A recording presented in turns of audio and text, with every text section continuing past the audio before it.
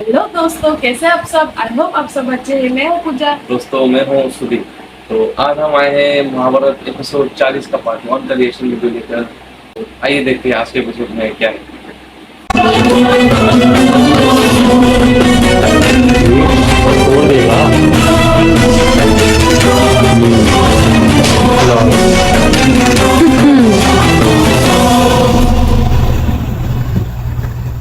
माता माँ वासुकी ने कहा कि रण में अपने शत्रुओं का मस्तक इसी तरह चूर्ण बनाते रहना। चूर्ण समझते हो ना नकुल? चूर्ण खाने के बाद पेट की शुद्धि हो जाती है।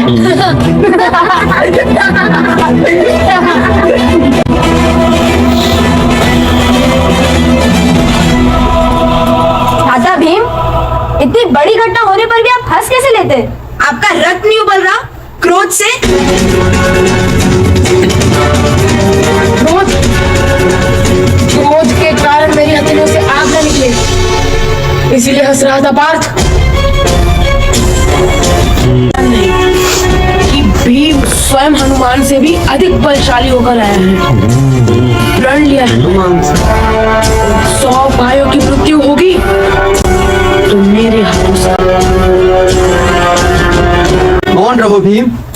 अपने भाइयों की मृत्यु की बात करना हमें शोभा नहीं देता। पिताश्री कहते थे, भूल गए? सच्ची वीरता क्षमा में है, प्रतिशोध में नहीं।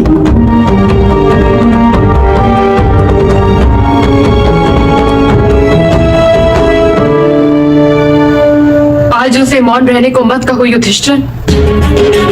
क्षमा शत्रुओं को दी जा सकती है, परिवार वालों को नहीं। वनस्पति जल से जन्म लेती, यही कारण है कि लकड़ी को पानी डुबोता रही। जिस दिन लकड़ी जल में डूब जाती उस दिन सृष्टि में प्रलय आता है, और जब परिवार विश्वासघात करता है तो वंश में प्रलय आता है। अब हस्तिनापुर में हमारे लिए कोई स्थान नहीं रहा।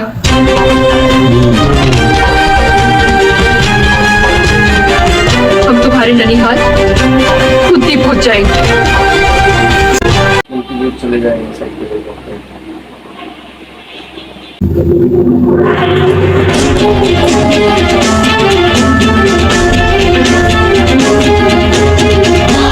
बार-बार इन लोगों के साथ अन्याय हो रहा है।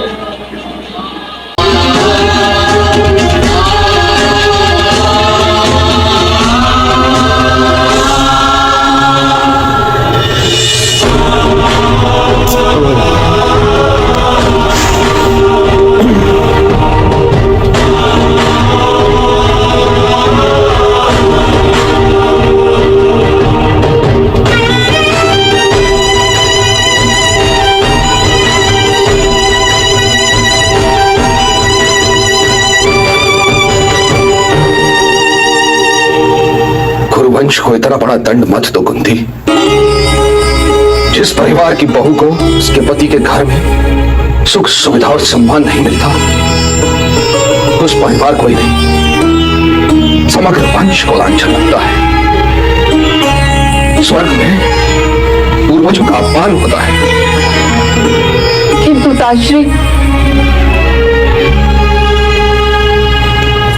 मैंने गुप्तचरों से पूरी जानकारी प्राप्त कर ली है।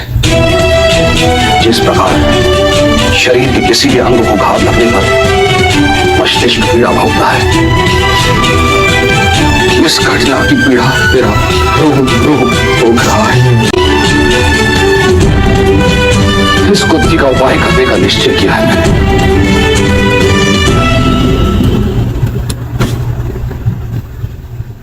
मैं तुमसे प्रार्थना करता हूं पुत्री, रुक जाओ। मुझ पर विश्वास करो कुंती, मुझ पर विश्वास करती हो ना पुत्री?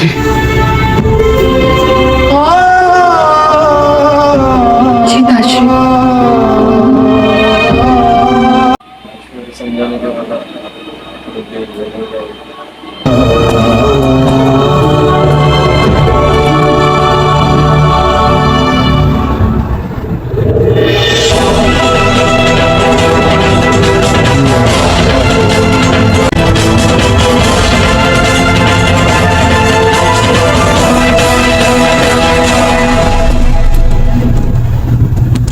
पदचाप नहीं सुनाई दिए महाराज?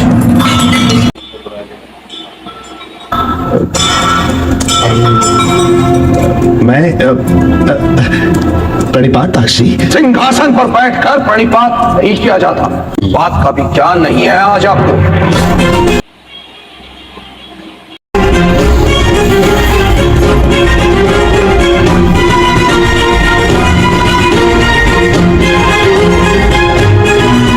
इतनी एकाग्रता से क्या सुन रहे थे महाराज कि आज आपको मेरे पदचाप सुनाई नहीं दी?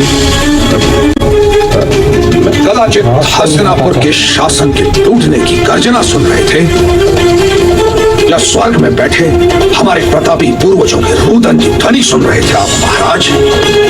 आपके वचन इतने कठोर क्यों है ताक्षी? क्योंकि कठोर बनकर इस सिंहासन और इसके गौरव के रक्षण का प्रण लिया है मैंने। ऐसी क्या विपत्ति आ गई ताक्षी कि आप? विपत्ति यह है महाराज कि आपने अभी तक न्याय समिति को नहीं बुलाया है। न्याय? किस लिए? मेरा पुत्र निर्दोष है। यदि आपको उसके निर्दोष होने का पूर्ण विश्वास होता तो वो आपके बोलने के स्वर में सुनाई देता महाराज। दुर्योधन ने भी माना है ताक्षी। और अभिषेक करने का निर्णय जब आपने लिया था तब आपको स्मरण नहीं था कि वो बालक है?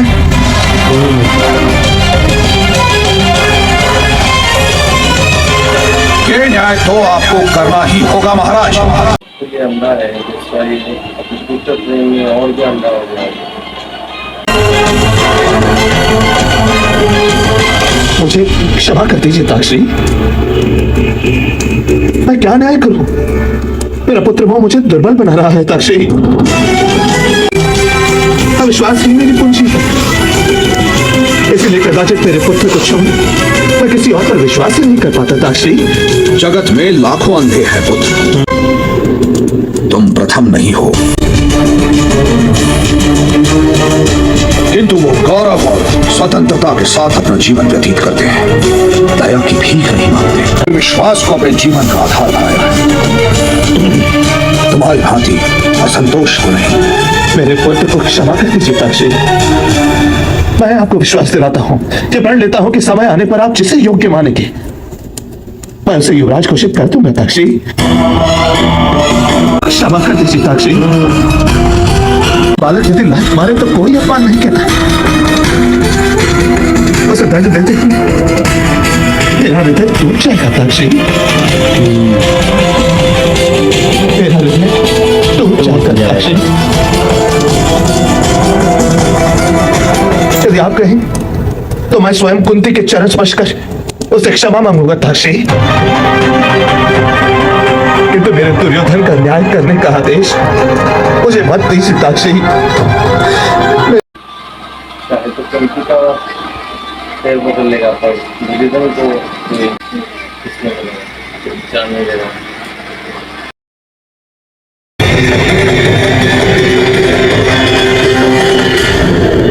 ठीक है दोस्तों, आज का ये वीडियो ये तो खत्म हो गया। हमने देखा कि भीम अपने भाइयों को और माता को बोल रहे थे कि तो कैसे बच के आए। वो नागराज वासुकी ने उनको 100 हाथियों का बल दिया वरदान के तौर पर, और अभी दुर्योधन और उनके भाइयों के ऊपर वो बहुत गुस्सा। तो कुंती इनको समझाते हैं कि चलो हम लोग कुंती को चले जाते हैं, अपने मायके में चले जाएंगे बच्चों को लेकर, क्योंकि यहाँ पर बार उनके साथ अन्याय हो रहा है दुर्योधन के द्वारा। तो जाने के समय भीष्म आ जाते हैं, रोक लेते हैं, बोलते हैं कि नहीं इसका एक न्याय करेंगे। तो वो जाते हैं धृतराष्ट्र के पास, पर धृतराष्ट्र अपना पुत्र प्रेम के मुंह में पुत्र प्रेम में इतना अंधा हो चुका है कि वो कोई न्याय नहीं करना चाहता। तो बोल रहा है कि कुंती का पैर पकड़ लेगा पर दुर्योधन का कोई न्याय नहीं करेगा। तो देखिए क्या होता है, भीष्म बहुत गुस्सा हुआ है, इससे